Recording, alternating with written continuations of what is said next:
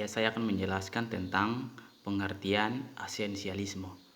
Secara etimologi, esensialisme berasal dari bahasa Inggris, yakni essentialis yang berarti atau pokok dari suatu, dan isme berarti aliran mishab atau paham. Menurut Bremel, bahwa esensialisme ialah aliran-aliran yang lahir dari perkawinan dua aliran filsafat, yakni idealisme dan realisme. Esensialisme adalah pendidikan yang didasarkan kepada nilai-nilai kebudayaan telah ada sejak peradaban umat manusia. Esensialisme memandang bahwa pendidikan harus berpijak pada nilai-nilai yang memiliki kejelasan dan tahan lama yang memberikan kestabilan. Nilai-nilai yang terpilih mempunyai tata yang jelas. Menurut esensialisme, pendidikan harus bertempu pada nilai-nilai yang telah terpuji ketangguhannya dan kekuatannya sepanjang masa, sehingga nilai-nilai yang tertanam lama, warisan budaya, sosial, dan nilai-nilai kemanusiaan yang terbentuk secara bergusur unsur melalui kerja keras dan suasana payah selama beratus-ratusan tahun, dan dalam teruji dalam gagasan-gagasan dan cita-cita yang telah teruji dalam perjalanan waktu. Sejarah esensialisme.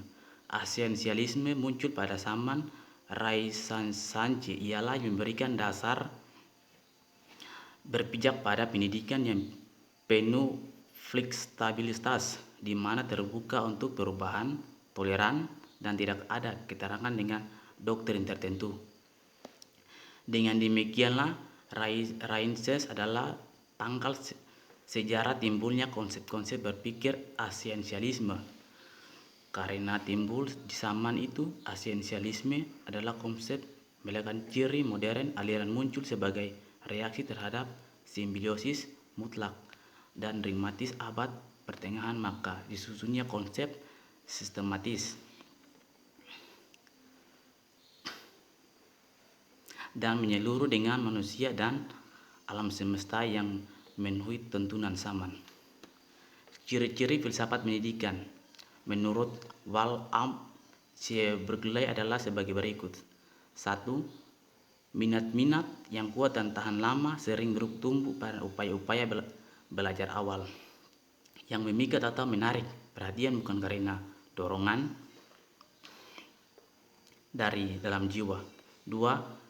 Pengawasan, pengarahan, bimbingan orang yang belum dewasa adalah melekat dalam masa balitanya yang panjang atau keharusan tergantung khusus pada spesies manusia. 3. Disiplin diri harus menjadi tujuan pendidikan, maka mengenakan disiplin adalah suatu cara diperlukan untuk mencapai keterbasan. Sesungguhnya selalu merupakan suatu yang tercapai melalui perjuangan yang tidak pernah terlupakan pemberian. Konsep pendidikan idealisme. 1. Gerakan back to back. Para kaum esensialisme mengungkapkan pendidikan di sekolah harus bersifat praktis dan logis atau sesuai kenyataan dan mudah dipahami oleh peserta didik, yang mempersiapkan untuk kehidupan peserta didik ke depannya.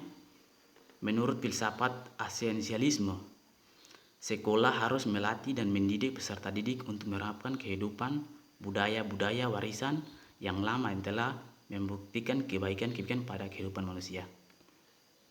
2. Kurikulum pada aliran esensialisme itu yaitu kurikulum yang berpusat pada mata pelajaran education, filsafat, matematika, IPA, sejarah, seni, dan sastra. Keperluan kan dalam hidup dengan tepat berkaitan dengan disiplin, disebut dan mampu mengembangkan pemikiran, kemampuan nalar siswa. 3. Tujuan pendidikan. Tujuan adalah meneruskan warisan budaya, warisan sejarah, baik agar tidak hilang dan tepat diterapkan secara terus-menerus peserta didik agar terbentuk peserta didik yang unggul. Selain itu, tujuan pendidikan esensialisme adalah mempersiapkan manusia untuk hidup, yaitu sekolah memberi kontribusi yaitu dengan membuat sasaran pada mata pelajaran yang membedai, mempersiapkan manusia. 4. Peranan guru dan sekolah. Guru merupakan orang yang menguasai ilmu pengetahuan dan kelas berada di bawah pengaruh penguasaan guru.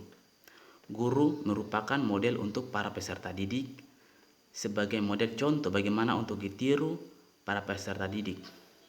Peranan guru di sekolah sebagai peserta didik adalah memelihara, menyampaikan warisan budaya dan sejarah generasi milenial. Atau peserta didik seperti mewariskan budaya disiplin, yaitu guru harus jadi penantu. Misalnya guru datang terlambat, berpakaian rapi dan sopan. 5. Prinsip-prinsip pendidikan. Prinsip-prinsip pendidikan esensialisme ditemukan sebagai berikut. Pendidikan harus dilakukan melalui usaha yang keras, tidak begitu saja timbul dari diri siswa. Esensialisme pendidikan yaitu pada guru bukan pada murid, karena murid hanya mengikuti perintah guru dan guru merupakan pemimpin atau yang berpengaruh dalam kelas. Sekolah harus mempertahankan metode-metode tradisional yang bertautan dengan disiplin mental. Peran aliran esensialisme sebagai guru dalam kebudayaan modern, sebagai pemeliharaan kebudayaan, warisan kebudayaan. Fungsi-fungsi pemeliharaan kebudayaan. Kebudayaan karya manusia yang mencakup antara filsafat, kesenian, kesastraan, agama, penafsiran dan penilaian mengenai lingkup, membina sikap jiwa untuk menunjung tinggi, menyusukan diri terhadap kaum-kaum dan kebenaran. Ditemukan manusia, alam hukum harus dipahami dalam konteks kebudayaan. Dan sekian dan terima kasih.